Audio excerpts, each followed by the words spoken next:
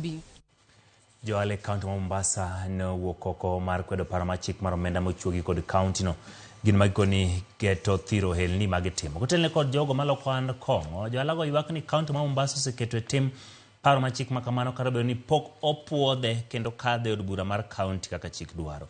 Ng'ur makamano bende ochwal gi weg sikunde mag ji giwegi mantiere kuonde dak ma yuto nitiere piny. Makoni kaonti omedo kwan osuru machiegni kod kwan atamalo 100. Gin magikoni ok ginyal chulo kata matin.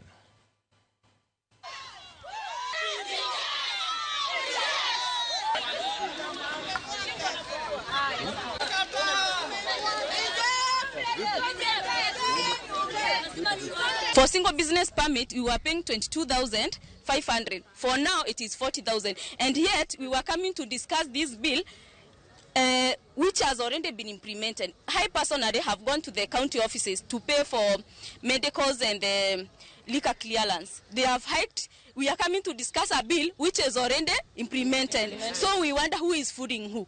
Kilio chetu biashara hazifanyika na venye Mombasa County inataka.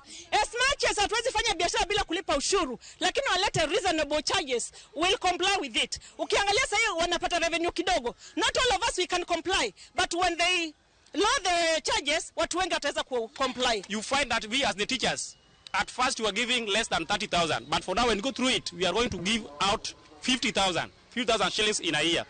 We've employed more than 30,000 per sub-county, the teachers that we employed. But find that the amount we give is more than the amount we collect back in our schools. These daycares unapata wengine wako na watoto kidogo na mahali wenye wanaishi wako naishi mahali duni.